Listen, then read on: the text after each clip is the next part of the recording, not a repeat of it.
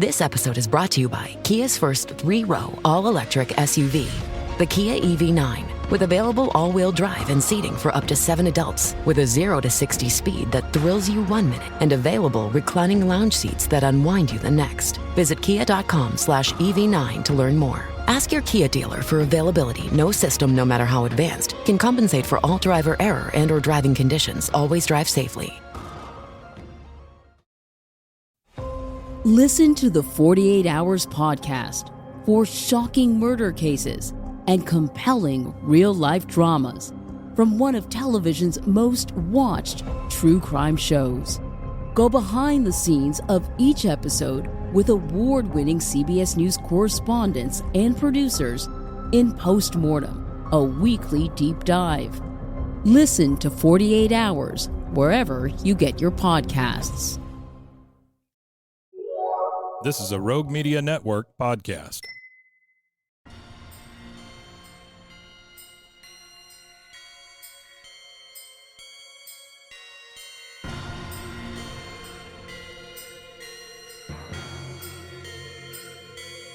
Boobies.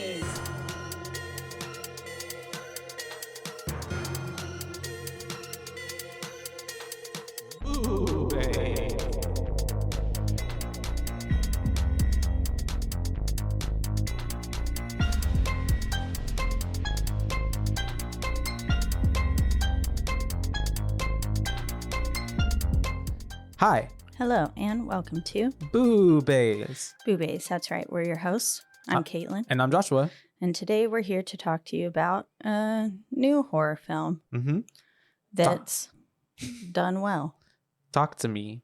2022 Australian supernatural horror film. Oh, it came out in 22. Yeah. Well, technically it did, but it got bought by overseas. Yeah. It got bought out by here. A24, and then they distributed it. In 2023. Okay. And it was directed by Danny and Michael Philippou. I think that's how you say it. Philippou. And they were some YouTubers basically who decided to take an idea and turn it into a whole film, which is So it's based off of a short story or short film. Kind of like Lights Out. Yeah. And yeah, it's pretty. I mean, for you going to from YouTube to a movie, it's pretty like it seemed like pretty professionally, like I don't know, like a full-fledged director. You know what I mean? To film people who are used to doing films. But yeah, To have some big faces in it too. for sure. Like the lady from Sabrina, the Teenage Witch. Yeah. And then I recognized like the young actors and actresses, but I couldn't quite place them and what I'd seen them in. Like Jade. Like I know I've definitely seen her before. Oh yeah, she did look familiar, but I have no clue who on what she's been in. Yeah. But yeah, it's we have Sophie Wilde, Alexandra Jensen, Joe Bird, Miranda Otto, who I was talking about. And then I really liked how there were kind of, to me, I guess it seemed like fresh faces, if that makes sense. Yeah. Not overly used. With like people that we're familiar with. But yeah, it's how would you describe it off the bat? It's pretty much kind of like a new take on like a Ouija board, spirit board type of situation. Yeah. Contacting the other side. Definitely dabbling in things that they shouldn't be. Yeah. And yeah, kind of like I watched The New Exorcist. Oh yeah. I fell asleep. Oh no. But was it bad? No. I think I was just really tired. Yeah. But it seemed like it had to do with a pendulum instead of a Ouija board this time, and contacting the spirits and then spirits going wrong. And so it's kind of all in that same. It's not a remake, is it? Or like, is it like just a different story? Yeah, it's a different story altogether. Okay. It does have Reagan in it.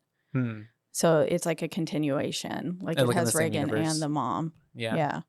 Oh, and that's interesting. they contact the mom to help. Because they're like, oh, you've been through this before. That makes sense. Yeah. So it's definitely still the same universe. it's just a new age story with Reagan being a full-fledged adult and everything. Reagan's in it for like all of 2 seconds. But she's in it. But she's in it. Like full-fledged? Or like they just mention her? No, yeah. Oh, okay. They mention her a few times. But she's in it for like I said, like 2 seconds. Yeah. With her actual body. Yeah. But they mention her more than that. That's wild. That's pretty cool. It was interesting. But yeah, this is essentially just kids getting possessed and tormented by spirits, not turning into full-fledged demons like The Exorcist, but it's somewhere in between possession and like haunting, almost in a way. Yeah. This is like they get possessed for a while, but it comes in and out. It's and like I they're conjuring spirits and then the spirits stick around. I think there's a lot left to be like explained. Yeah. Like how it all even works and stuff. I know that there's already a sequel like in production or being produced, not necessarily being filmed, but I think like it's the writing process and all that is started for it. That's cool. But hopefully it'd be interesting to learn more about the hand and like where that all started from, as opposed to just like maybe a different group of kids or something. Yeah. Or people. Or to follow her in the whatever the further. Yeah. Essentially. Whatever she's in now. The sunken place. Do you feel like it stood up to the hype? Whenever I first watched it, I really liked it. And upon my second watch, I don't know. I'm not gonna say that it almost was like I liked it more the first time than I did the second time, if that makes sense. I don't know. I felt that way about movies before. Yeah. I don't know. Not to really like knock it or cut it down, but I definitely feel like the first time, for some reason, I felt, and I also watched it in the theater. I was by myself when I went to go watch it. Oh, fun. I think that I was just probably the setting and being by myself and watching it and getting spooked in the theater and having like that whole, being surrounded by all of it, probably added to me getting creeped out by it.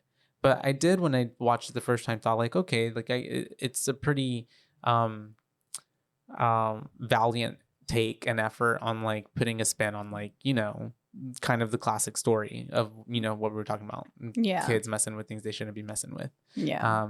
And I liked how kind of they also portrayed the hand as almost like a hit of dopamine, like a drug almost, when they were playing with it and messing with it, as opposed to just like a spirit board and people were like either spooked by it or like, we want to do that again. But I feel like they were doing it because for some reason contacting this other spirit world was releasing maybe doing even something chemically within their body where they felt like it was like euphoric in a way. Yeah. I mean, because that's how she was describing it as well. Yeah, she described it as being like she felt like she was glowing and was a passenger in her own body. Sounded like acid, like an acid trip. Yeah. Almost.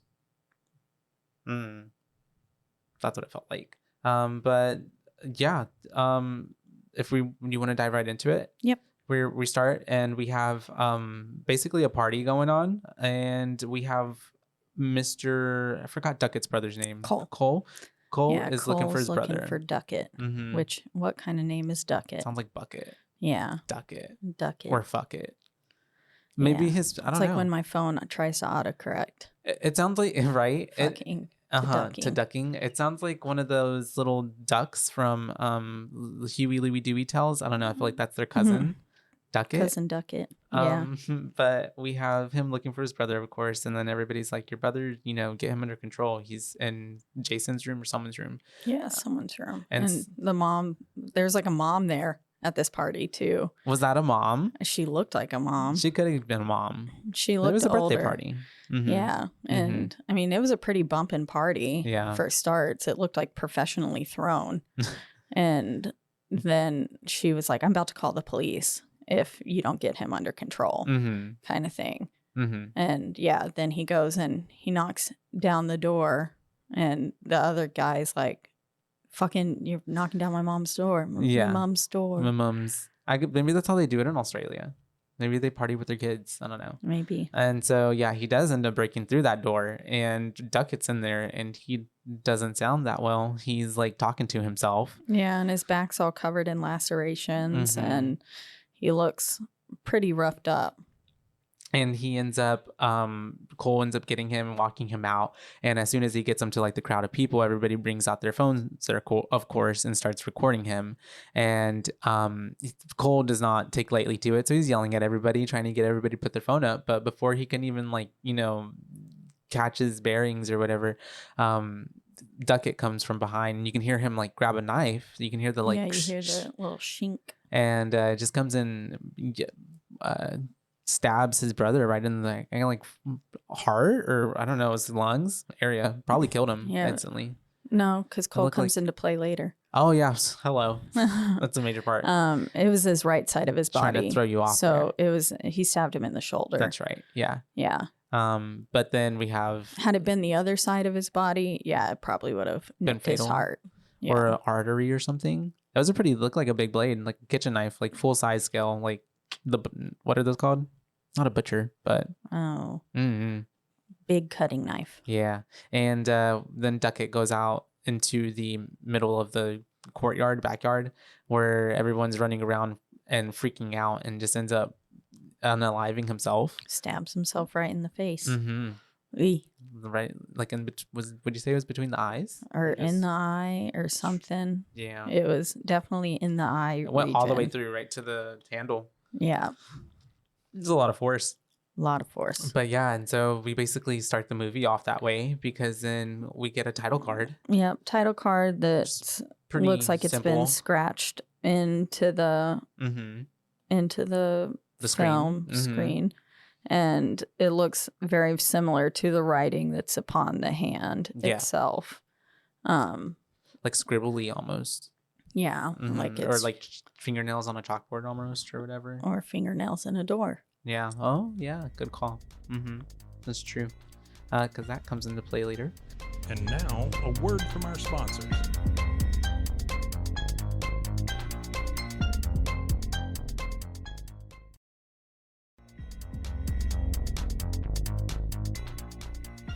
We open up to our main actor, Mia. On this one, she's on the steps, right? Yeah. Is this a funeral going on? It was a remembrance day. That's right. Because as we find out later, I thought it was a funeral or a wake of some sorts at first, but then as we find out later, it was her 2-year anniversary of her mom's death. So they were having a little get together for her mom. Yeah, I guess that's what people do. I've never heard of that. Do people do that? I guess not that packed. Yeah. It looked like a funeral because so many people were there. See, and so I didn't know if it was a funeral, and like it was just like, then whenever he's asking her here in a second, like her dad, he's like, how are you doing today? How is it? I just thought like maybe it was triggering or something for her. Yeah. I don't know. But that does make sense that it is the Remembrance Day. And we have, like we said, her dad trying to talk to her. And then he isn't this the part where he's trying to talk to her, and then she's trying to wash the dishes? Yeah. And then she ends up getting a phone call from Riley, who is basically her younger brother. Yeah. And she needs to go. You can gather that she needs to go pick someone up. Kind of right now. And so she leaves. They're really laying down as well that like these two, her and her dad, do not have a really good relationship at the moment. Like their communication is very just much like like I guess a teenager who doesn't want to talk to their parent. Yeah. Yeah, very standoffish. And so she goes to pick up Riley, and we're introduced to Riley, who's with his friend James, and you can tell that James is kind of like the little bad influence type of friend that he hangs out with. And yeah, James was, I would smack that kid. He's selling cigarettes, and they're watching some other kid on like Snapchat videos. Yeah, who looks like he looks so cringe. Yeah, and then Riley's like, he looks elfish. Yeah, and then James is like, what? And so we have Riley popping up, kind of making fun at Riley. Oh no, Mia popping up, making fun of Riley, because she sees him with the cigarettes. Offers James a ride, but he doesn't. He's just gonna wait for his mom, and they end up going home. We have this cute scene of us building like their relationship where they're singing Chandelier by Sia in the they're car. scream singing it really fast. I want to go back to the "you're a fucking fetus" insult. Oh yeah, to Riley. Yeah. Mm-hmm. Whenever he doesn't want to smoke the cigarette, which we can kind of tell too in that moment that Riley's a good kid Yeah. and it doesn't want to get involved in things that maybe James is up to. Mm-hmm. But he just calls him, he says, "You're a fucking fetus." And that insult was the weirdest insult I've ever heard, but I liked it. Yeah, basically like a weenie, like a chicken. Yeah. Yeah, You're being a baby. Mm-hmm. And so we have them singing that song, and then we end up coming upon a kangaroo that unfortunately, I guess, has been hit by someone else before them, Yeah. trying to cross the road, and it's dying in front of their eyes. And Riley is telling her that they need to basically put it out of its misery. Mhm. And so they attempt to, but Mia can't bring herself to run over it, which understandably, Yeah, I wouldn't be able to. yeah. If I came across an animal on the road, I wouldn't be able to do that. Mm-hmm. So. And then Jade even says later on, like, why didn't you call the whatever number? RSPCA or Yeah, something like which that. that would have been the best thing to do, because even me, like, I would maybe even want to, like, well, let me move it out of the road, but then, like, you could hurt it more. Yeah. It could kick or do something to hurt you, and then you're both hurt, you know? Yeah.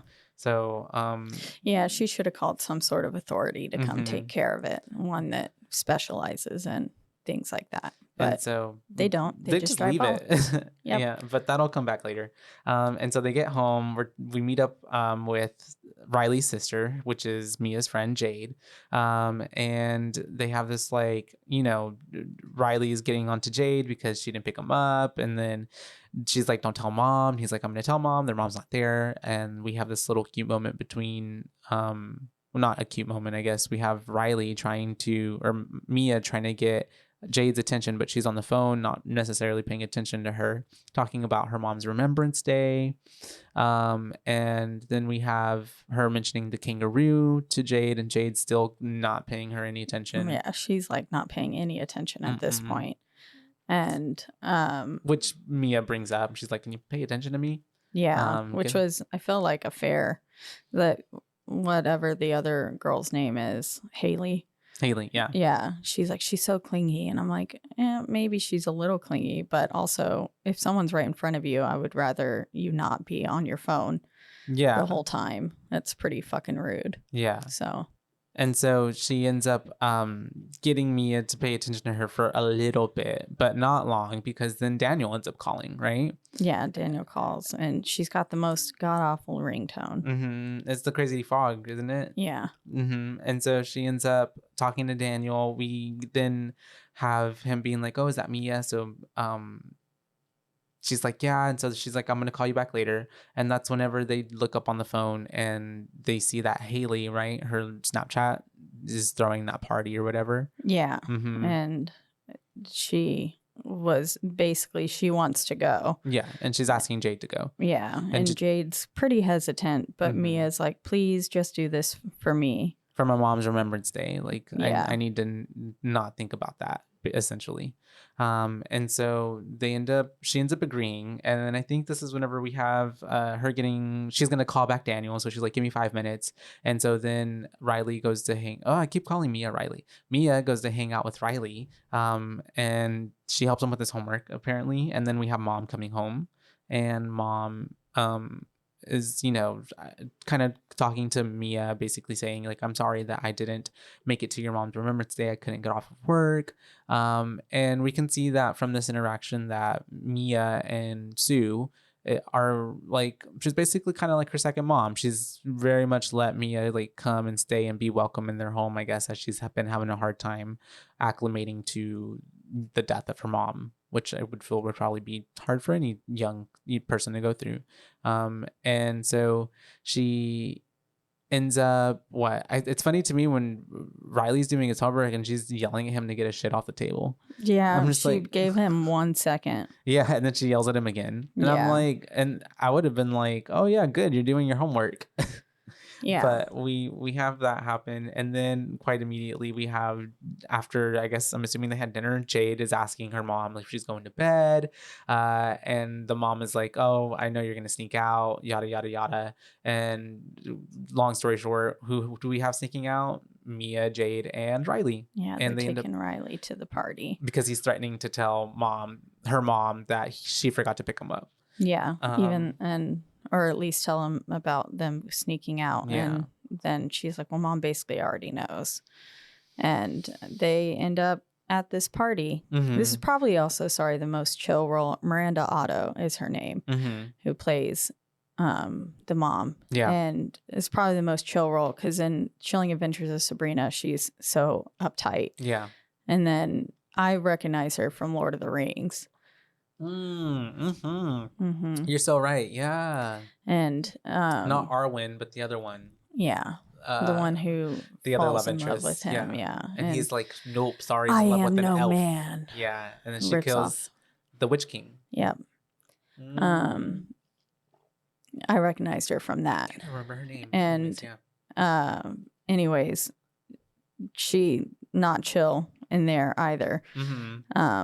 Well, she had one of my favorite interactions throughout the whole movie is whenever she's coming to the kids and she's like, "What time's the party?" So what time's the party? Oh, it's okay. Jay told me. Aowen. Yeah, Aowen. And so I don't know. She was really, I liked that even if we didn't get her throughout the whole movie and she wasn't a main character, I liked her character a lot. Oh, yeah. I liked her character a lot, too. I think she did a fantastic job. She sold the worried mother and then like protective mother and then chill mom. Like so she was all of them. Cool mom, chill mom, protective mom. Like Mean Girls. But yeah, we have them arriving to the party and immediately like Haley's a dick. Yeah, because she's like, oh, you're here. Oh, we're babysitting. And then poor fucking Mia just walks in and she just goes, fuck me. Yeah. And then is like later talking to Jade and is like basically saying like, why'd you have to bring her? She's clingy. Too clingy. And yeah, just being rude as fuck. She's like, I can't stand her.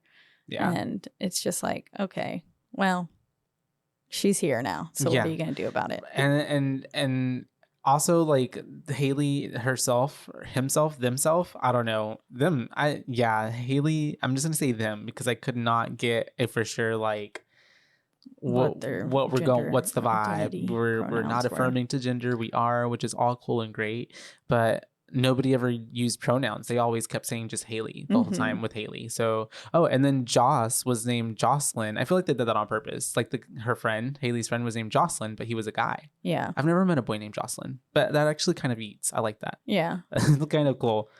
It's like when boys are named Ashley. Oh, I've never met a boy Ashley. Have I? No. I met a boy, Leslie. I've met a Leslie that's a boy. I've met a Leslie boy too. Yeah. Wait, there was another one too that I met. I like those gender neutral names. Yeah, it's pretty cool. Or like Charlie. Oh yeah, that is.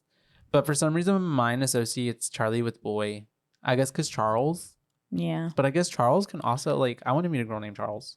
She'd probably be really cool. I still to this day wish that they would have named me because my dad is Charles Robert Klein III. Oh, you could have been the fourth. I could have been the fourth. Instead, I just have initials CRK still. Oh, they did that on purpose. Yeah. Keep the tradition-ish alive. Yeah. Yeah. But at least on paper. I wish I would have been named Charlie.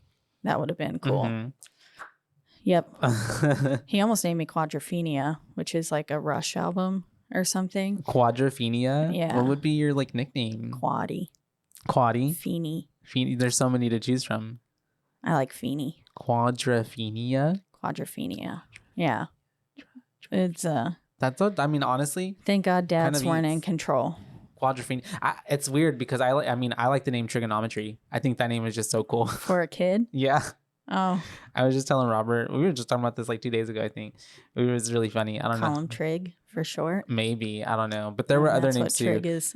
But then there was a few other names too, but yeah. funny times. We are at this party, of course, and Mia's kind of giving the, the whole awkward kid, like kind of to herself. Everybody else is kind of mingling, talking. Nobody, and unfortunate for her, I mean, it's not like anybody's really going out their way to talk to her anyways.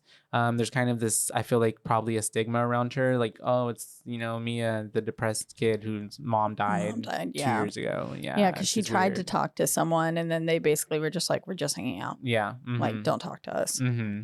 Yeah, really rude. And so we have Jade coming up to her, kind of talking to her a little bit. Then Daniel shows up finally, which we have this like already this whole time gotten not clues but hints and like things that like Mia and Daniel not necessarily had a thing, but like kind of kissed or dated at one point in the past. Like they're kids though, so like how kid relationships are. Because they got to be just like sophomores or something. They don't feel like seniors or anything just yet. Because Riley is definitely giving like 13-year-old vibes. So they're definitely like 15 or something like that. Yeah. 15, 16. That's what it gave. But yeah, we have all the kids now gathering around. And it's time for the magic trick, the show and tell hour. It did very much feel like show and tell. Yeah. And we have...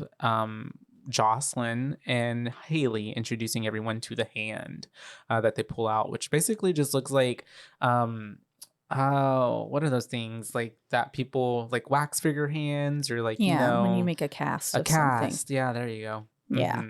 And they pull it out and it's covered in all this writing and I feel like, does it actually say talk to me on it? I don't remember seeing. I never paused I read it and something from it, but I don't remember what it said now. I felt like maybe talk to me wasn't necessarily like the only words you could say, and every type of way that you could, because I did read another one that said like enter here or something like that. I don't know, something kind of like that. But I never paused it, which I should have. Just to really examine the hand. Because it had so much different like scribbling and writing on it. It did look like a cast, like your friend's cast, and everybody was like, yeah, Haley, Joshua. Yeah, sign whenever you sign a cast. Yeah, but they're basically giving us the rundown on what can and cannot happen with this hand. And basically we understand that you can't go longer than 90 seconds. You light the candle to open the door, blow it out to close it. And you have to tell it, talk to me. And then you'll see a spirit. Yeah. And then when you see it, you then have to say, I let you in order for it to essentially possess you. Yep. Yeah. You're allowing this entity to enter your body. Which we all see through the course of Mia volunteering, because they're asking like who wants to go first. And I think in a sort of like attempt to, I'm gonna let me be the cool kid. Let me, let me fit in. She's like, I'll go first. And so they're all like down for it. Of course, they're hyping her up. And then as soon as she does say, talk to me, and she touches the hand, she sees a ghost or a spirit. I don't know if they're considered ghosts just because they're like in limbo. I don't know. What makes a ghost and a spirit? They kind of almost seem demonic at points too. Yeah. Some of them seemed definitely, at least they were not friendly spirits. They were malevolent. Yeah. Most of them were not friendly. Even her mom didn't seem friendly. Oh, no. Yeah. Which I don't think was her mom the entire time. Yeah. Anyways, I was definitely feeling like you're getting played, homegirl. Yep. They are playing on, like, her especially weaknesses. If they're able to imitate things like they imitate the dad later on and stuff. Yeah, that has to be, it wasn't her mom. But basically she sits down and she holds hands with the hand and says, the talk to me, sees an old man spirit sitting across from her. And then she basically is like, spooked. Freaks out and lets go of the hand. So breaking the connection and is freaking out. And Jade is just like, stop playing around. And she's like, I swear to fuck. Like, this is actually happening. And then so they're basically everyone's egging her on to do it again. And she does. And this time this spirit's even more terrifying looking. Yeah. She looks like she drowned or something and was. She's got like bubbles on her skin. Yeah. From like water. What's like the word? Bloating. What's the word when like people are in the, not the, but like decomposition from water, I guess. I don't know. I feel like there's a Yeah. term for it. But yeah. And She's like waterlogged and mm-hmm. stuff like that. And And it's, it's not her mom because you hear water gurgling with her mom later on. throughout the whole movie. Yeah. There's a lot of things tying in water as well. Like it's kind of, there's a few times that it's raining as well. A lot throughout the film. And like you said, those times when we can hear it in the background and the sound effects. And she sees this ghost woman, water lady, and then she says, I let you in. And we see her like fling her body back, and then she comes back up and her eyes are pitch black. Yeah. Got them black contacts in. Which also to me gave like not ghost vibes, but also demon vibes. I was like, this seems a lot darker than just like spirits. Immediately too, like your face, anytime someone gets possessed, like their face like gets, I don't know what's the word. It looks like their veins decaying. Yeah. Like Almost. their veins are more present and visible.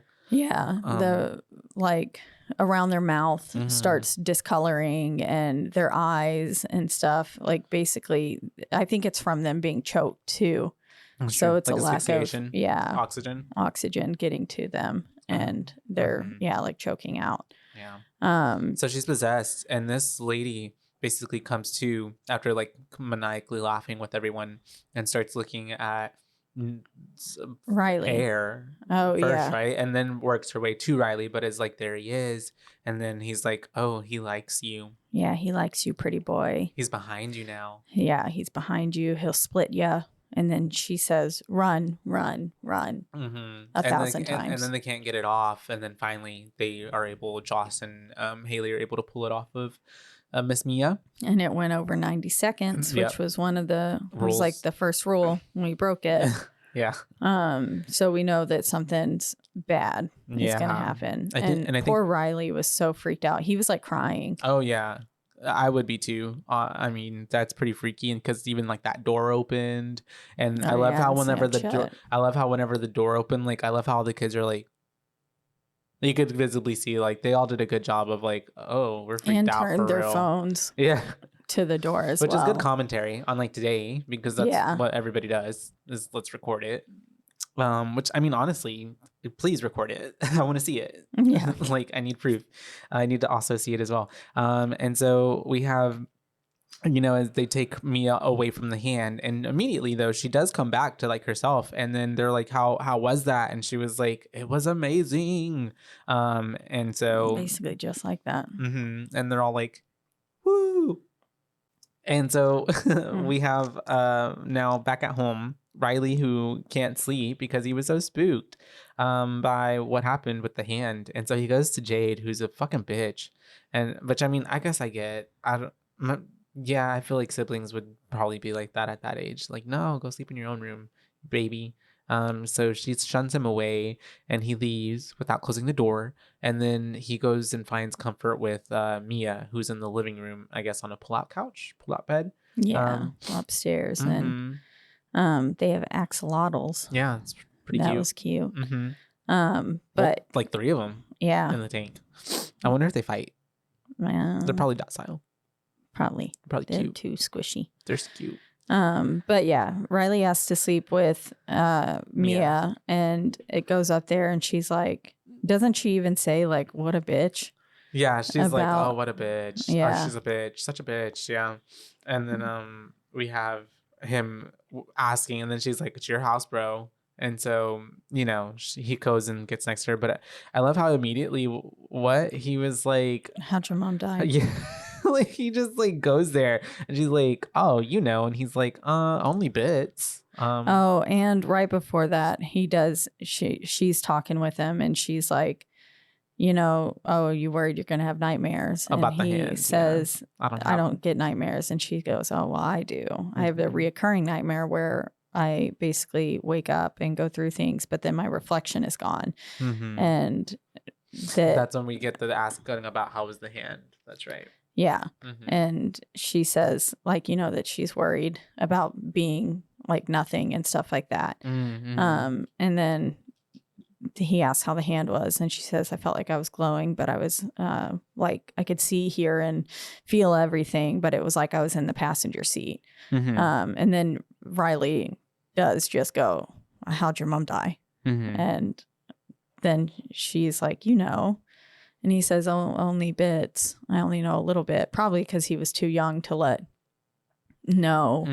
They didn't probably give him all the information. Yeah. That apparently she took too many sleeping pills. By accident. Quote unquote accident. And whenever her dad tried to open the door the next morning, her mom was slumped over the door on the other side, so he couldn't get through. And whenever he did get through, unfortunately, I'm assuming she died in the middle of the night. And pulls her body out. I'm assuming Mia witnessed all of this and just sees her mom laying there dead on the floor as he's crying over her. And she also mentions that, she tried to get help because her fingernails had like blood on them and were like, chipped back the nails, and there were scratches on the door. Yeah. So to her, and I'm assuming maybe she was told this information. I don't know if she necessarily saw that information. I don't know. Or maybe the door does have scratches on it and she's seen that for herself. Yeah, maybe. But it could be that her mom did very well, because we find out later there is a note, did plan it, but then mid it happening was like regretted it and like tried to stop it from happening. Yeah, definitely a possibility. And then they keep on talking, and he was like, you got depressed afterwards. Jade said you got depressed afterwards. And she was like, yeah, I just felt alone. And then she says, I don't feel alone anymore. Yeah. And I was like, ooh yeah, same. That's sneaking a little suspicion spooky. that's because of the ghost. Yep. And I love how Riley, I like how we get an even more like building of what the dynamic is already before the movie started, that they are kind of more close and like family, because he's like, well, you'll never be alone, silly, because you have me and you have Jade. Yeah. You'll always have us. So you can tell that this family has embraced her fully at this point. But yeah, it's the next day, and Daniel really wants to try the hand. So we have Miss Jade and Mia going up to Haley, talking to her. Oh, Haley's still a dick. Can we talk about whenever she took the phone out of his hand and stuff? And took then that's the earbud right. out. And then another creepy hand touched him. Yeah, that creepy hand came in and patted his little head, and I was like, ugh. And it looked very creepy. Yeah, it looked like it had writing on it, or like it was covered in boils. Yeah, and blisters. Like, I couldn't tell, because we don't see obviously whose hand it is, but it did definitely look like maybe the man that the lady was talking about. Yeah, from the interaction earlier. That's what I thought. Like, oh, that's got to be whoever she was talking about, whatever spirit. Yeah, and now it's clung to him. Followed them home. It was creepy. It was a nasty looking hand, though. I would not want it touching me. And we have so that next day, Haley agrees, and he's like, I'll be over at your house at 11 or 10 tonight. They basically have an hour to be together, because he's got to go, or anyways, they have a party to go to at 11, and Jade's mom leaves at 9 or something like that. So anyways, we're at home. We have Daniel showing up at the door, and that's whenever she was like, oh no, goes to the kids and is like, why is Daniel here? I swear to God, if you're throwing a party, like, and then we have her kind of interrogating everybody and asking Riley, asking James, asking the girls again. I swear to God, if there's a party here or if you drink, I'll punch you in the face. Yeah, on God. She was like, on God. Which cracked me up. And then she goes back over to Mia, and she's like, if there's a party here tonight, you're never invited ever again, effective immediately. And Mia's just like, okay. Like, everybody's like, okay, there's no party. Yeah. And I mean, truthfully, they were telling the truth. Only 2 friends were coming over. And she ends up leaving, going from work to work. And then that's whenever we have Haley and Joss coming back over. And whenever they're getting things set up, I think, is it Mia or Jade? I'm pretty sure it's Mia. That's when she starts asking, like, where did y'all even, like, where did this hand come from? Like, what's the origin? And he starts bringing up his friend Duckett, who we already saw at the beginning of the film. Yeah. And how he got it from Duckett, and he didn't buy it or anything. It was just given to him because Duckett said that he no longer Oh no, that's a little bit later. But anyways, he's just, says he gets it from them. But then we start getting into like the superstition, or not superstition, but like the lore, because there's not really a solid story of like it belonged to a The medium from hand back of in a the day. medium that's been cut off and embalmed and stuff, or then it was the hand of a Satanist, something. So And his other hand is out there somewhere. yeah, Yeah. Which could be a thing as well. that could be what we saw at the end. That's what I thought, honestly. Yeah. I didn't think it was the same hand. Made it all the way to Greece. I think they were speaking, it said Greek. Yeah, something like that. Yeah. I think it was another version of it, or the other side of it. Yeah. What would happen if you made them, maybe you close the door if you make them touch each other. And then it explodes. That'd be the sickest ending to a film. To a ghost film, because That's how actually we just called it. That's how the second one's going to end. Why are there never explosions in ghost movies? Why is there never an action ghost movie? Like, I love action movies, honestly. You get a ghost walking away with giant flames behind it. Is that what Ghost Rider is? We're explaining Ghost Rider, Nicolas Cage. But I need a third Ghost Rider film, Nicolas Cage. Come on, make it happen. And so we have, all of that, but there's basically no real explanation for it. But at this point, we do have them getting ready, and we have Daniel trying to do the whole thing. And so whenever he does do it, though, unfortunately, it does look at first like it's going wrong because he's just choking, but then he finally comes to, and it's a sexual deviant spirit. Yeah, that it looks at poor Jade. Oh yeah, looks right Jade in the eye, and it says he hates it when you touch him. It makes him soft, and it's like, oh damn, that's pretty barbaric. Yeah. And even Haley's like, man, this spirit's a cunt. Yeah. Yeah.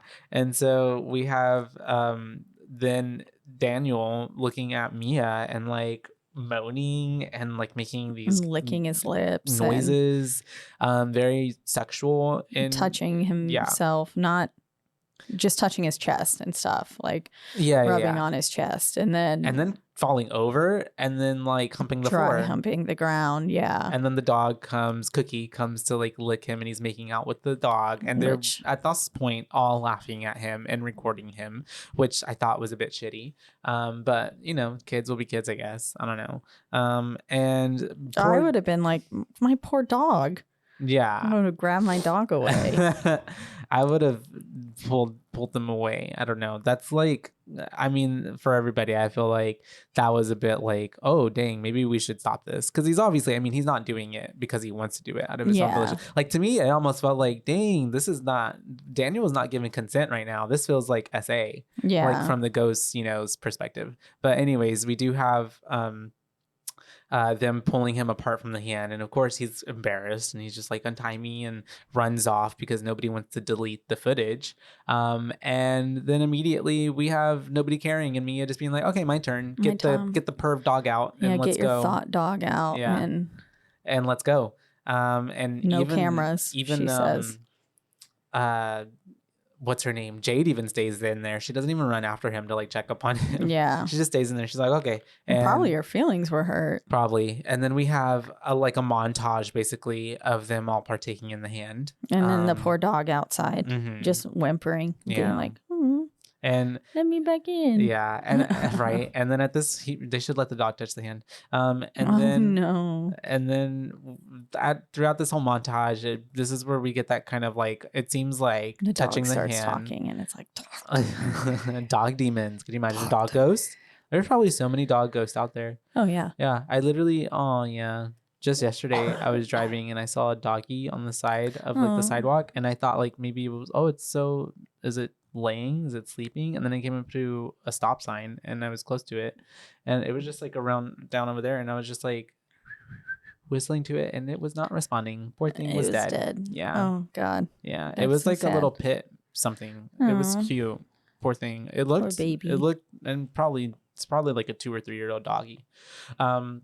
But yeah, we have looking like every time that they touch the hand, it's like kind of like a hit of a drug. Like they look like they're enjoying it. They look. Yeah. We obviously get like all the different spirits talking through them. It's a rush because they're like, the guys are like pounding their chest and they're like making all these faces. And then whenever they get off of it, even Joss was doing this weird like tweaking type of thing in Yeah. a way. And so you could tell that like they're getting more than just like it's doing something more for them more than just like speaking to the ghosts, because I feel like they're not even at this point doing it really to like speak with the spirits. They're doing it more for like the feeling, and because I Yeah. guess they think it's fun, and they're making each other laugh. I guess at this point nothing bad has happened just yet, but it's about to, because we have freaking Riley, yeah, wanting asking to take a turn. Yeah. Well, James and Riley, James, yeah. James sits down first, and they're like, absolutely not. You're not going to do that. And Jade especially. yeah, Jade is kind of the leader on that. was like, you're not. He was like, you're not 18, like you're not the boss of me, kind of thing.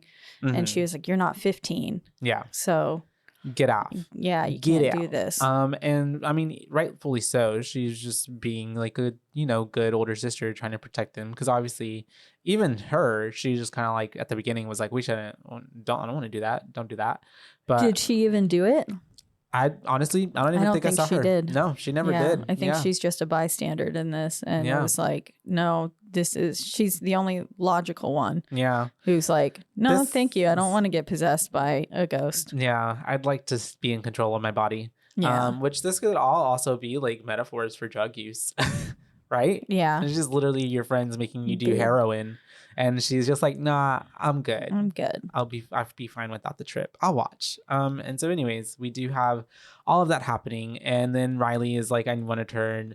There's kind of a little spat that happens between brother and sister, and she ends up leaving the room. He's and like, I hate you. He convinces Mia to be like, what about 60 seconds? And she's like, okay, 50. So she lets him do it for 50 seconds.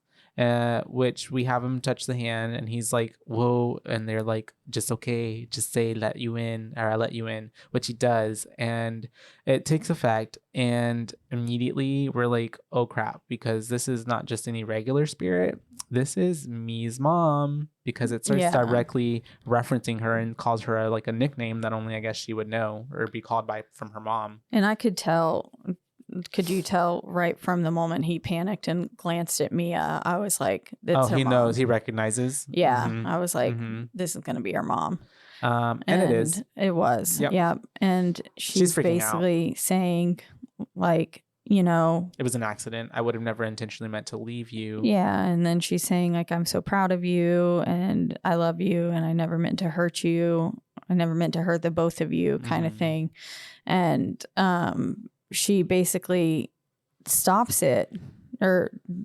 them from allowing him to stop. Yeah, because it's gone over 50 seconds at this point. Yeah. And she's like, don't break the connection, please. It's my mom. And so she allows it to go further until further is too long. And it's now way past over the 90 seconds.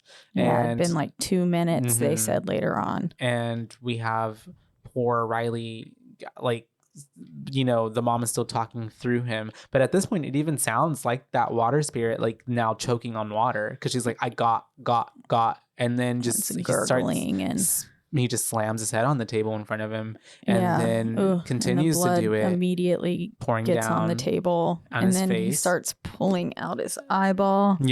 And what's with both of the movies that we watched? With eyeballs, yeah, with goriness. eyeballs. And so we have all of this happening. It's really kind of quite terrifying as he starts attacking himself, and they're trying to take the hand off, but they cannot get it off of him, and he ends up like flying across the room with the chair. And then like at that point I thought, oh my god, this boy's gonna go through the window, but thankfully he doesn't. I don't know if this is even any better though, but he starts like beating his head in on the counter, on the dresser, on the corner, and then poor Jade comes in to try to stop him, and she like gets her hand fucking smashed broken by his with his head. So you got to know that's a lot of force there. And they're trying to get the hand off him, and at this point I believe they do, but like through all of this they're freaking out. Daniel's got to call 911. They're like, oh my god. And then of course Mia's having a moment, because she just like had her mom, quote unquote, talk to her, and so she's like in this kind of state of disbelief as she's cleaning herself up. And then the cops are talking to them, and then Jade has to call her mom, which obviously any mom would be like, what the fuck? Because she's like, he smashed his face in, and she's like, what do you mean? How is he just gonna smash? What do you What mean? led to What the are you smashing of talking his face about? in? Yeah. And she did such a good job playing that phone call. Seemed like you could It was very hear genuine. the shock of the Mhm. initial hearing your child's in the hospital and then Yeah. like trying to figure out what happened exactly Mhm. to him and stuff. She did a great job Yeah. explaining that. And honestly, Jade's actress did as well. Oh yeah. Mhm. She was pretty good throughout the whole film as well, and showing her range of like emotion, and then also like the whole spat between her and Mia later on. But yeah, we have, I guess at some point Mia's dad got called. She's again been picked up. She's gone home with her dad. And her dad are like, he's like, are you gonna tell me what's going on? Did you give him anything? And she's like, we didn't. We weren't doing anything. And then she's like, but you know what? You haven't been completely honest with me about mom, have you? There's something you're not telling me. And then it's very cryptic, and he just like stays silent. And she's like, okay, yeah, and goes to her bedroom, and then decides, I guess, to call an Uber and goes back to the hospital to check up on Riley. And kind of not the best parent award for dad also throughout this whole film, because I'm just like, why is your daughter never home? But okay, I get it. And yeah, she shows up at the hospital. Obviously Jade is not happy that she's there, because she's kind of mad at Mia right now. She's basically blaming Mia. And then we have Mia going into the room, or not at the room, but by the window, and then the mom seeing her. So Sue comes out and then starts yelling at Mia, and is like, basically, if you ever come here again, I'm gonna call the cops. This is your fault. Like, I can't believe you would do this. And she's like, I didn't hurt him. And obviously Sue doesn't believe her, because, I mean, there's at this point not been too much of an explanation. So her only dots are like, well, Mia must have done something, or he must have taken something to do this to himself. Yeah, I was a little bit like, why is the mom blaming Mia? Like this, I mean, it is Mia's fault, but also it's she was kind of mad Riley's at both of them. fault too. True. For wanting to, but she doesn't know what happened. Yeah, she doesn't connect those dots yet. We also saw that Mia took the hand. Yeah, she did. Mm-hmm. She took the hand home. But as she is standing there in the hospital, she starts seeing her mom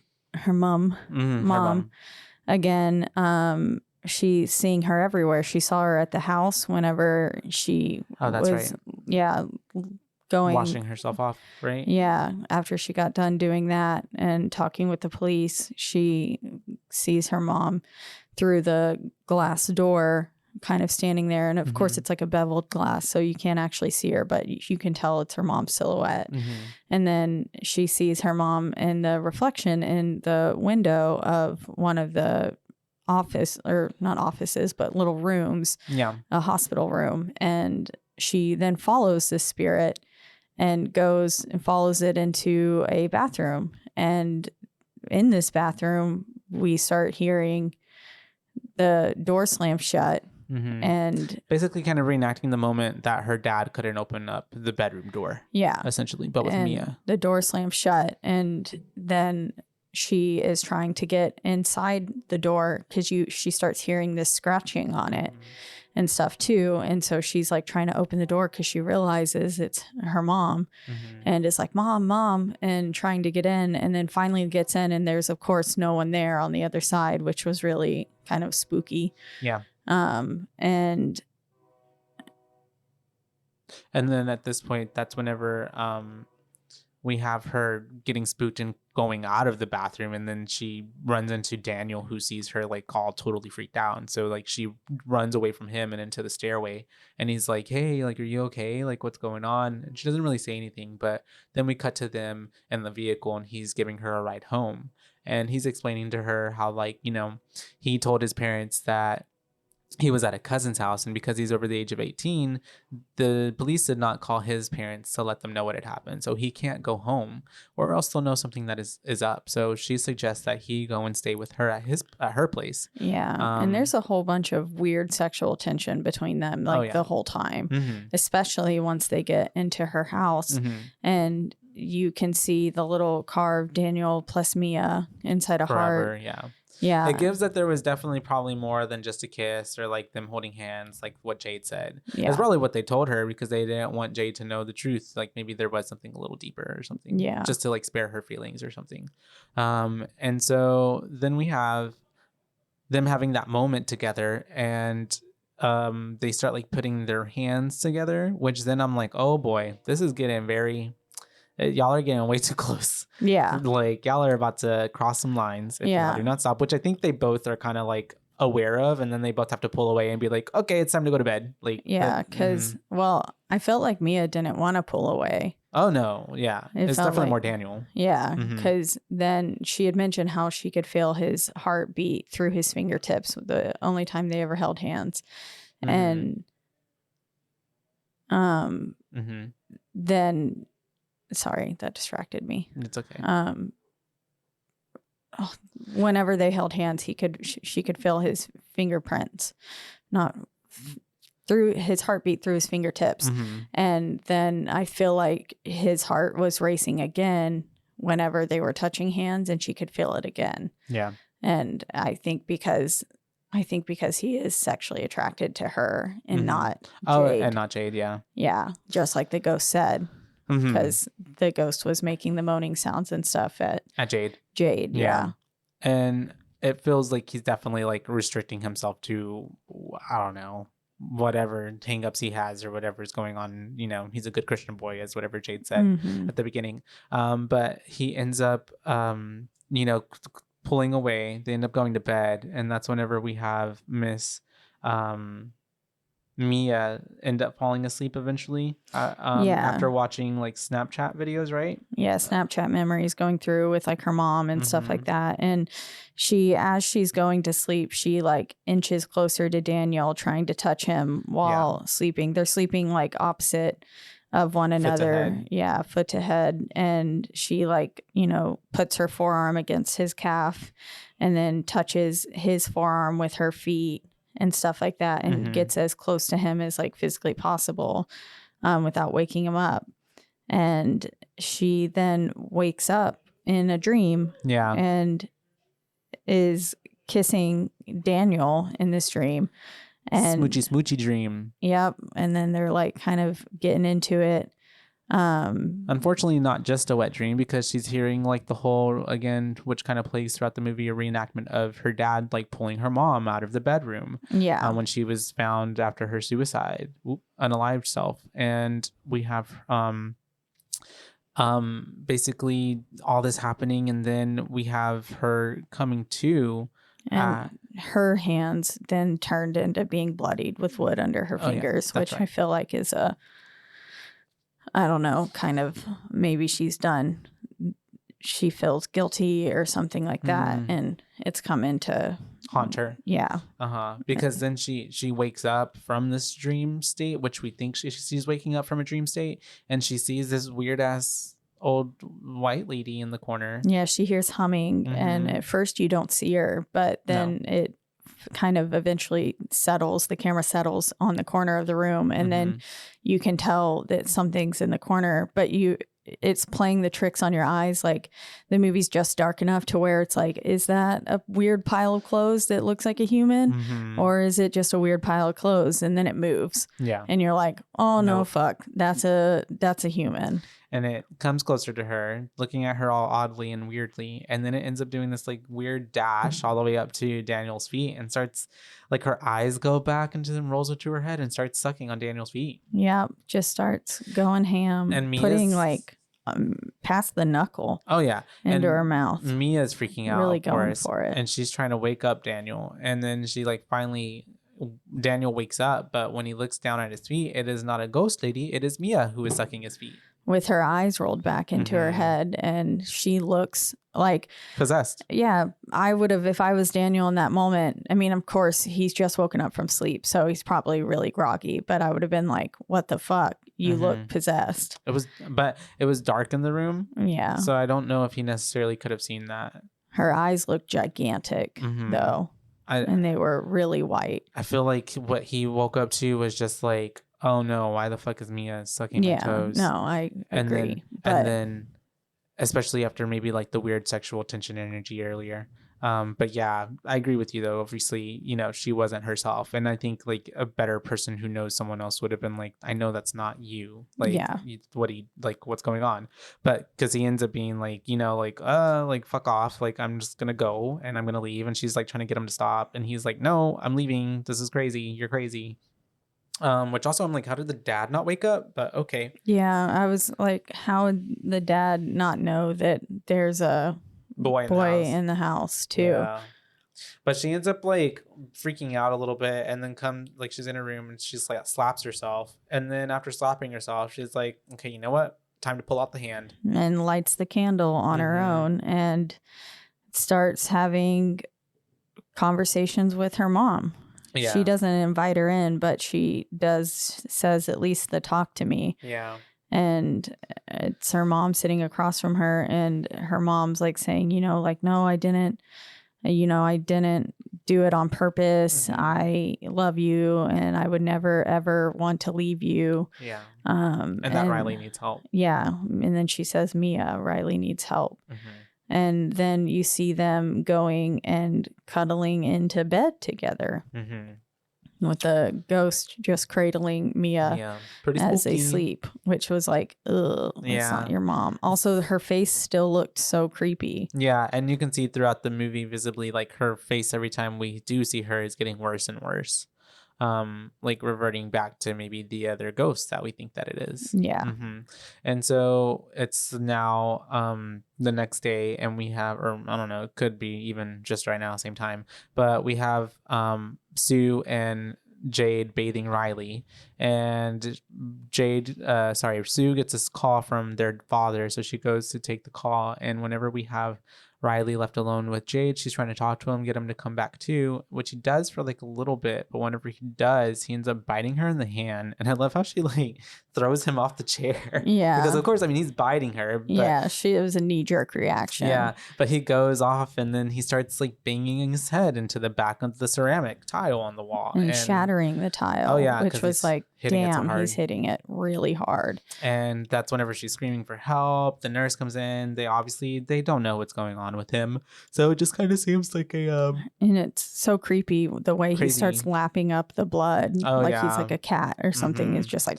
And we see the blood draining into the drain, which I thought was a pretty cool shot. Yeah, that's always a good classic horror movie shot. And then we have them... then the gang meeting up because now they need to talk about what's going on. And then Mia asks them, like, have y'all been seeing stuff still? Because I have, and just basically like word vomits everything she's been seeing and what's been happening to her. And that's whenever we get Jocelyn bringing up Duckett and talking about how this is where we get that he got it from Duckett and that they need to go talk to Cole, Duckett's brother.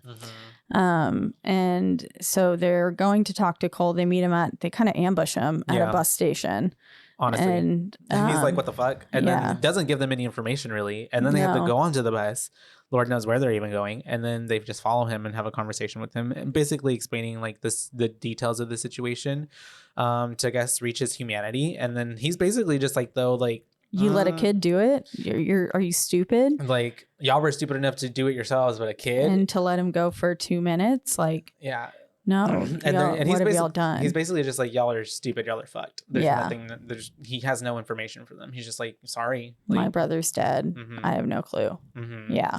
And so they're like, damn. So that then sparks a fight between Mia and Jade, who's Jade is a little savage. And it's just like, I wish you would never like have latched yourself forced your way into our family. And then we have Mia not necessarily reacting, still on topic, like, well, now what if we didn't blow out the candle in time or do it right? Like, let's connect Riley again and blow out the candle this time. And of course, everybody's reaction is like, you want to do what with him again? Like the thing that killed him? But she's basically kind of desperate at this point. Yeah. And she's like, if it works, it works. If it doesn't, it doesn't. They basically have nothing to lose. Yeah. And they take the hand and they go to Riley and they try to make it happen again. And essentially, it's not necessarily working at first because also the way she's like talk to him, like it's not how it works, dude. He can't talk. He can't talk for himself. Yeah, he's intubated. And we have this little girl pop up, little ghost girl. once Mia decides to try it herself, and she says, maybe I can talk to him. Yeah. And she holds the hand and says, Riley, talk to me. And this little girl pops up and she says, like, Mia's asking, is Riley here? Like, can I speak to him? And the little girl's like kind of nods her head yes. And she's like, I can take you to him. And then all of a sudden we're in this, like, it basically what I imagine hell would have to look like. Yeah. Poor Riley's just being like ripped apart by Tortured individuals. And it's just like an orgy kind of thing of like people just like wanting to probably get inside his body. Yeah. They're just like prying and all trying to get towards him. And he's just getting torn, like, not literally torn limb from limb, but no, he's just getting pulled from every direction. And so she obviously is like, whoa, this is a lot. She like gets out of that state, and as they pull the hand off of her, and then, you know, Daniel's trying to like comfort her, and she's like, don't touch me, and is basically explaining to them like they have him and they're never gonna let go, and they're gonna keep torturing him forever and ever and ever, and like pushes so the hand away. How she didn't say I let you in, but the little girl did. Oh yeah, that was pretty cool. I thought as well. I was like, oh, we could do a reverse. Got into that area where Riley was. Yeah, which I was like, damn. Yeah. And so after all of this happening, we then have Mia going home, and she ends up having this conversation with her dad, because her dad's like, I should have shared this with you a long time ago. And it's basically her mother's suicide note, kind of explaining that, like, you know, she did that on purpose, and she didn't. It's going in contrast to what the ghost has been telling her, because then she's like not buying it, and she's like, she's having a freak out moment. She goes to her room, and then this is when the ghost who's imitating her mom is being like, he's lying, I didn't do that. It's not your dad. That is not your dad. It's the ghost impersonating him. It's not funny, true. Because it's coming from, what is it? The pot calling the kettle black. Yeah. And so then we do have a fake impersonation of dad, like screaming at the door. And the mom does warn her. She was like, they're imitating your dad, and he's going to hurt you. And that's what he does. He busts through the door and starts attacking her. Just like is like choking her. But at the same time, we have real dad like kind of hearing the commotion upstairs, because there's a visible, like, the ghost obviously can't be seen, but she's like, I guess, getting thrown around invisibly through the room, so he can hear that. So he goes up there trying to save her, but the door is locked. So once again, kind of like a mom and her situation. Yeah, I'm sure he feels very helpless. I'm sure he's feeling triggered as fuck right now. Yeah, trying to get through, and he eventually does get through. Sees her on the floor getting like, invisibly attacked. Mia just writhing. And she grabs the scissors just in time to stab dad in the neck. So unfortunate. And she stabs her real dad. And I mean, immediately is like, oh, fuck. Because she's like, this is my real dad. Damn. And then just leaves him. Yeah, she does. And I think at this point, she's broken. I think at this point, she's like no longer Mia. Yeah. That we know. Yeah. That was the last straw. But she calls Jade and is like, come to my house. I know what we can do to fix Riley, basically. But then we see as Jade gets into her car to leave. Riley's at the hospital. Yeah. I mean, Mia's at the hospital. Jade takes some convincing to get away, but then finally she's like, I'll be there in 10. Yeah. And we see that Mia's at the hospital, and she's there so she can kill Riley. She's got the same scissors that she just stabbed her dad with in her back pocket. But thank God mom comes in just in time. And starts to talk to her. Yeah. And they have this little heart-to-heart moment. She's like, I never meant to, say that to you. Like, I was just upset in the moment. And she's stressed out, I know that you're actually, like family and blah, blah, blah. Yeah. Stuff like that. And so then that's whenever Mia's like, you know what? Can I have a moment alone with Riley? Yeah. And so and especially because then her mom's like, I know you would never hurt him. And then immediately, what is she going to do? I'm going to try to kill him. I'm going to try to kill him. So she does ask for that moment, and she can't bring herself to stab him because she also sees this old man that's taken his place, and he's basically taunting Mia. Yeah. He's like, you found me. And then he's like, you can't take him. Yeah. We have him. He's ours forever now. Blah. And so she can't bring herself to stab him. But at the same time, obviously, Jade is getting back to her house, and she's like, honking at the horn. She's trying to get in. She does get in, and that's whenever she's like, she sees the hand, and then she's like, huh. And then she goes upstairs and she sees that the dad has been stabbed. But at the same time, you know, Mia's trying to kill what's his face, but then can't. But then she sees this like flashback of the kangaroo. Yeah. And it leads her to think an of idea going to the road.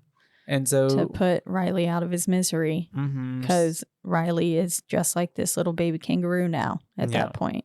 And so she ends up taking him out, and the mom comes back. She's freaking out, like, where's my baby? And then Jade gives the mom a call. Oh, well, she already gave the call. And then Sue's like, where's my baby? But then Jade thankfully gets back to the hospital just in time to see Riley like going towards the highway. And so she runs after them.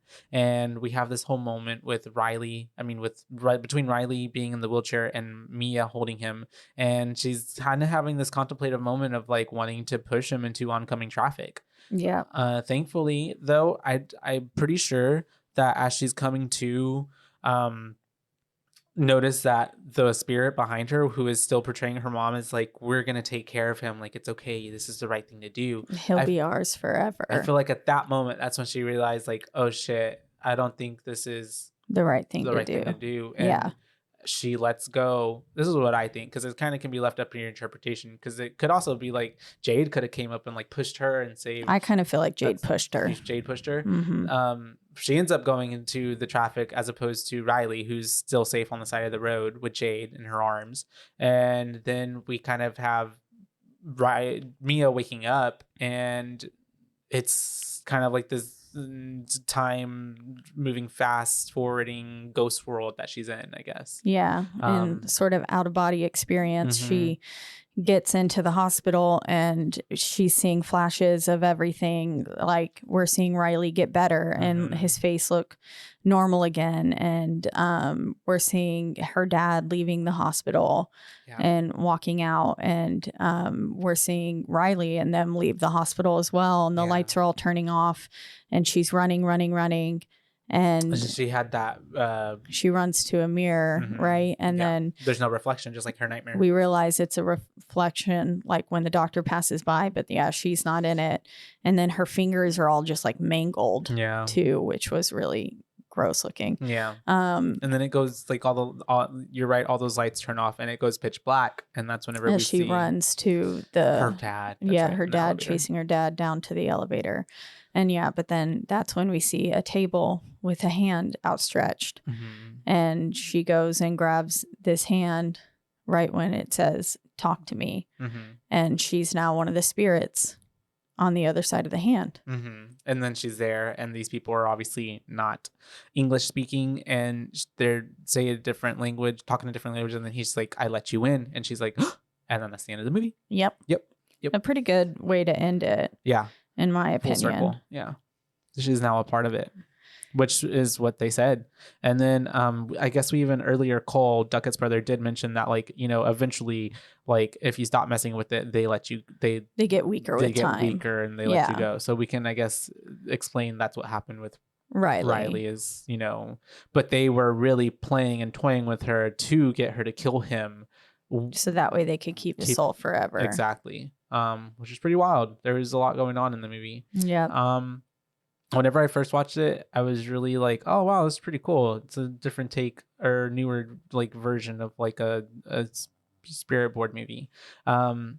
I think all the actors did pretty good. Everybody was pretty believable. Even like the mom, Mia, did a really good job. I feel like she sold a lot of the emotion on her face throughout the whole film, which was pretty good. She was very emotive. She did a great job. I liked everybody's accent throughout the whole movie to be. Yeah. It was pretty cool. And I think that the plot like was pretty, I mean, it's only an hour and a half, so it's like it goes, like, it's not, there's nothing that really snags it. It all kind of derives as the narrative somewhere, even I guess kind of meeting the brother Cole, who kind of gave them nothing but gave them something. I don't know, it kind of gave us a moment again between everybody getting back together and trying to figure out like making sense of all of everything, and coming up with the plan, even though that plan was kind of bad.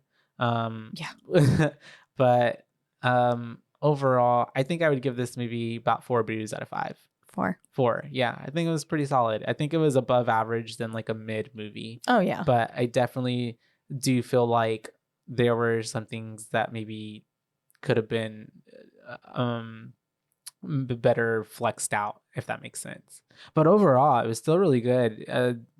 Yeah, everybody did great. I liked the story. I enjoyed it. I thought it was pretty thrilling. I would probably pay again just to have the experience in a movie theater as opposed to just watching it at home. Because I like that added to it. Yeah. Do you have any fun facts? I do. 6 hands were made for the movie should any of them happen to get damaged or broken. And director Danny how do you say his name? Filippo, something like that, yeah. kept one of the hands. Cool. Danny and Michael Filippo turned down the chance to direct an unknown film in the DCEU in favor of having Talk to Me be their directorial film debut, which I think was probably a good call. Good call on their part. Because that's like they're known for that, then is like they did that as opposed to like being a part of a bigger universe. Whenever I typed in Talk to Me, it's the number 3 most searched horror film. That's awesome. Good for them. On like the internet right now. Yeah. Which is still. And the DCEU is dying. Yeah. Nobody watches DC movies. Everybody's into Marvel. Yeah. Well, also because they're just not very good. They're not that great. Yeah. The comics are good. DC comics are good, but better than Marvel. No. But they're good. Well, and I just think that's a whole other podcast. Yeah. And that's of course all just opinion. Yeah. But this says, except for a couple of grip rig shots, the entire second possession scene montage was shot in less than 1 hour. That like montage of all of them getting. Oh yeah, I can believe that. Yeah. Yeah. Which that's pretty cool. That really means they put out their acting chops and got into makeup and stuff. I mean, she was speaking French and everything. Yeah, she was singing it. That was cool. Well, I don't know. it. It sounded like her voice. It could have been a dubbed, but that really did sound like her voice, just in French. I believe that she could speak French. Yeah, I believe it. At least for that part. At least remember some lines. Which sounds believable to me. And have a good accent. Let's see. When asked if he would make a sequel, director Danny Filippo said, "Oh my God, yes, at A24 would need the first one to be successful though, so help me." Yeah. It's a little tweet that he Worked had. out. And then Danny Filippo co-wrote the film with Raka. I don't know, collaborator Bill Hinsman. The team was joined by producer Samantha Jennings and Krista Satan or Cayton. Ceyton. So who knows? I don't know. From Causeway Films, who made The Babadook. Oh, that's cool. Yeah. Little connection there. So that is neat. And the horror industry. I think for me, this film didn't really live up to, I felt like it was so overhyped. I did still thoroughly enjoy this film. I thought it was really good. I liked all the shots and everything like that. It did feel very more like art film. Like it was at a film festival. Choices. Yeah. And stuff. So I really enjoyed that. But with people saying that it was like better than Hereditary and Midsommar and stuff like that, I was expecting a shit ton from this movie. Gotcha. So my expectations were like through the roof. And then I watched it and was like, this was not better than Hereditary or Midsommar, in my opinion. Yeah. But that is all opinion though. Yeah, it is. Yeah. And in my opinion, it just wasn't as good.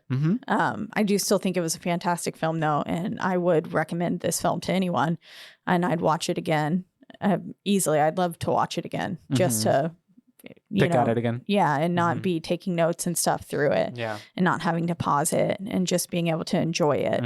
And I think it would be a rather enjoyable film to watch again. It had some really scary moments, like that feet sucking scene, the grandma crawling on the floor and stuff. Yeah. Scary as shit.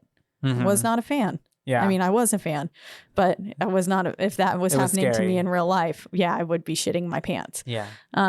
So I think I would have to probably give this film a 4 too. 4. Yeah. 4 as well. I mean, it's pretty solid. It's a great it just wasn't a 5 in my book. It was a pretty good story. Yeah, it was. I maybe just needed maybe honestly, if they even tacked on like a good 20-ish, 30 more minutes, I wouldn't mind. And then it could be like a fully more fleshed out story. Yeah. Of kind of connecting more Maybe a dots, little giving bit us some more more of background. What happened at the end too. Yeah. Like that maybe too. seeing Riley's recovery a little bit more or something. It kind of maybe felt a little rushed right there at the end. Yeah. Yeah. Kind of like they wrap things up very quickly. Yeah. Yeah. I could But see that. it was also like what it would be like in a dream state. Or like living, we don't know, like in her ghost realm, probably time works differently, you know? Yeah. Yeah. So who knows? That was a cool artistic take on that. But I wouldn't mind seeing more of what happened with Riley and them. So hopefully they do that in the sequel or something to Yeah. give us a little bit more details. Who knows? But definitely will be watching the sequel when it comes out. I'd be interested in seeing it. But yeah, that's 2022/23's Talk to Me. And like always, we're in the lovely Rogue Media Network studio. That's right. They take great care of us. And you can listen to our podcast and a lot of other podcasts on their website at roguemedianetwork.com. And then you can also listen to us or all of the other amazing podcasts all in a couple different places wherever you get your podcast, but the biggest two being Spotify and also Apple. And wherever you do listen, don't forget to rate, review, like, and subscribe. That's right, because that's the only way we can get ahead in this world. And if you're following along with our spooky month of October, just know that we'll be covering Barbarian next. It's a listener request from our friend Nancy. Yes. And so we'll be talking about that. So if you want to let us know your thoughts on Barbarian, please do so. And we'll love to read it out loud. And where can they do that at? They can do that all in one central place, and that is Instagram at Boobays Podcast, at BOOBAES, because we're your boobays, not your boo babes. And until next time, you guys. Bye, bays. Bye, bays.